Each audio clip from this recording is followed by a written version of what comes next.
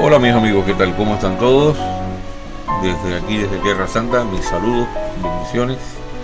Hoy quiero tratar un tema corto, que es la historia de bueno, son tres historias, pero vamos a centrarnos en una que quizá para ustedes es menos conocida, y hay otra que incluso es menos conocida aún. Todos nosotros conocemos la historia del éxodo de la Biblia, y no es de este del que voy a hablar hoy. Voy a hablar de otro éxodo, del nombre de un barco que fue nombrado Éxodo 1947, y vamos a ver por qué, a qué se dedicó este barco, cuál fue el destino de este barco, y la novela que se escribe basada en la historia de este barco. Vamos a hacer un poquito la historia de la embarcación, de cómo fue y del entorno que había.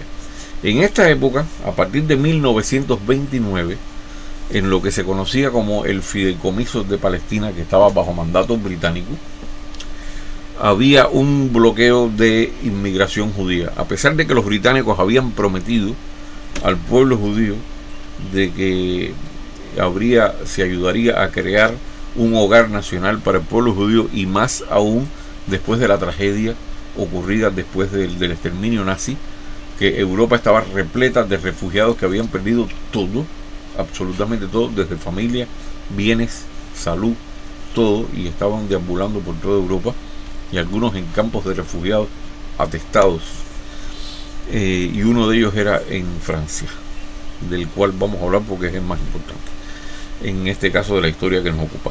Ahora bien, esta medida que toma el gobierno británico toma forma bajo una cosa que se llamó el Libro Blanco. ¿Por qué? Porque en este mismo año 1929 se había producido una revuelta árabe muy importante contra la inmigración judía.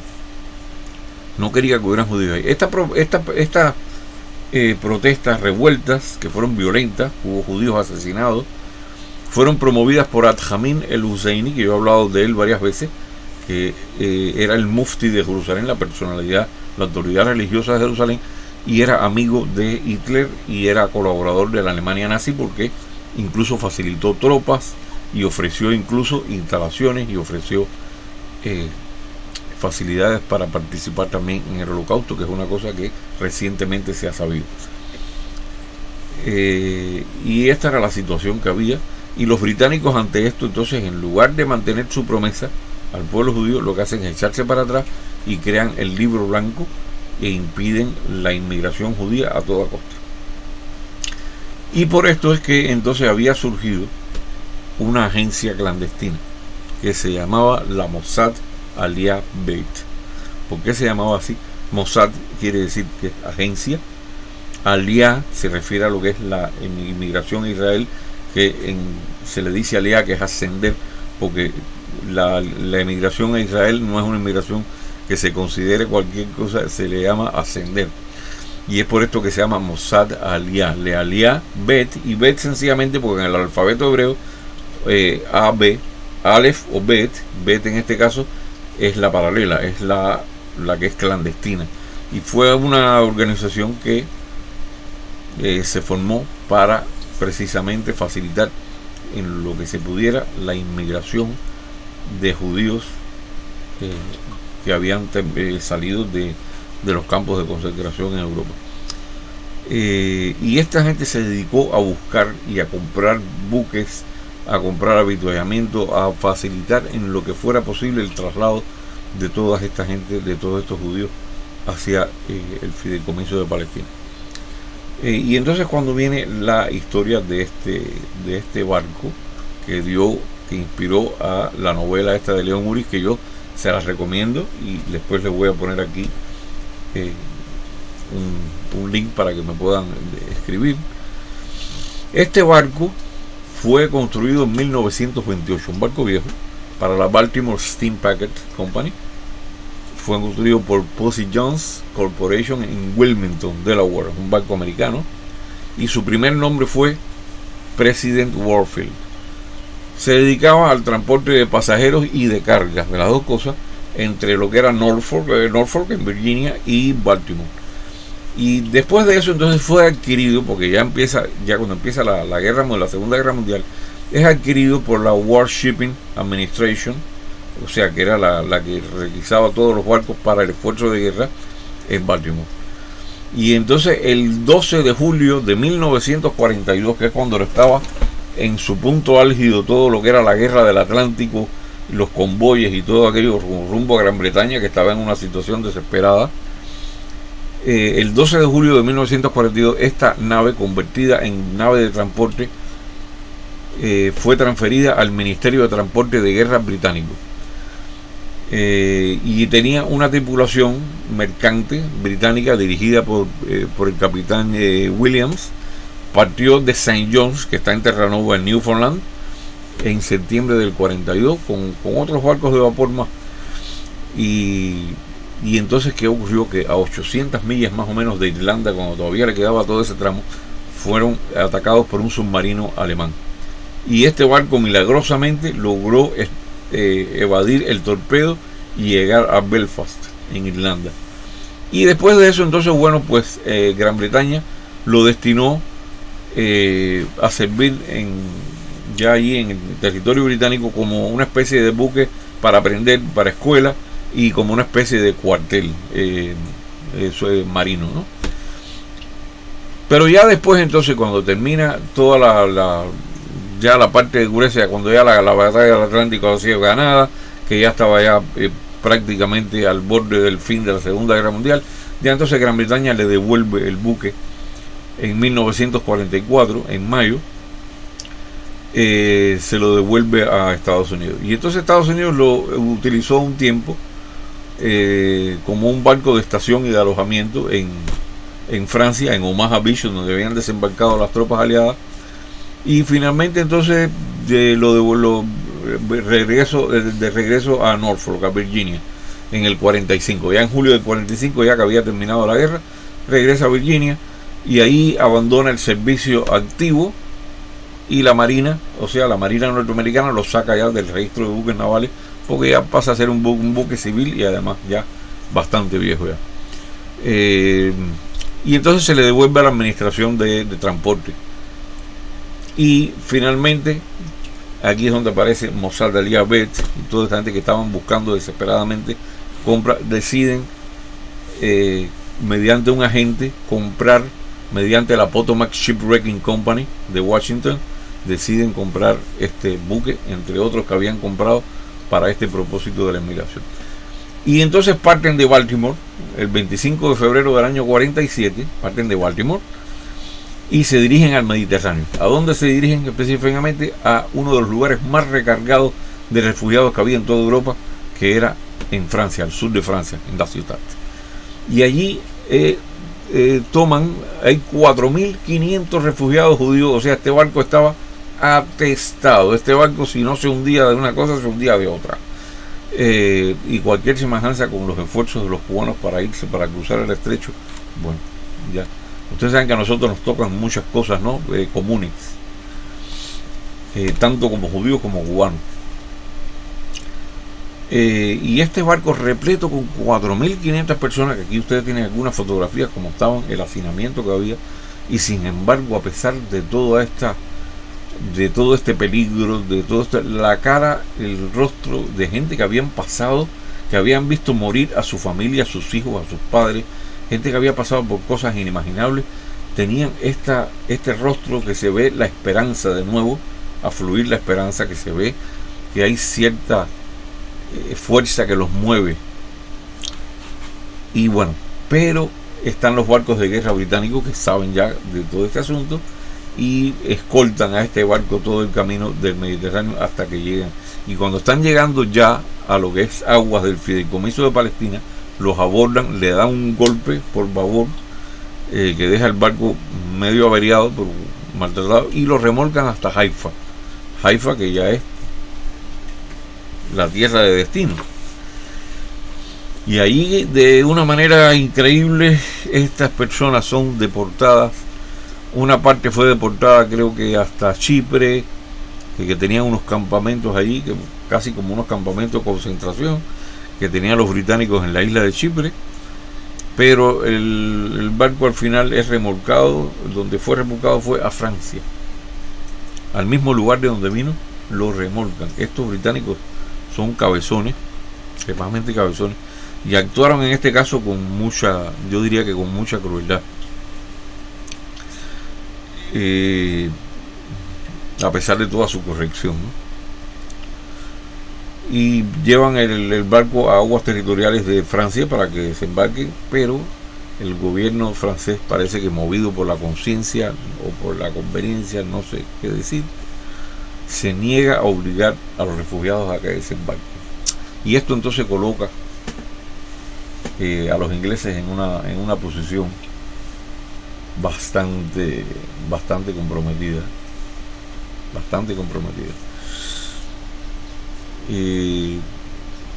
¿y qué hicieron? ¿A qué recurrieron? ¿Cuál fue la solución a la que recurrieron los británicos? Pues tomar a estos refugiados y llevarlos hacia Hamburgo, a Alemania. O sea, el lugar de donde toda esta gente pasaron por todas las atrocidades del Holocausto. Y bueno, pues ahí esta gente fue a parar a campos de refugiados nuevamente. Vieron frustrados todos sus sueños, todas sus esperanzas se vieron frustradas. Fue muy triste, pero al menos, bueno, sobrevivieron.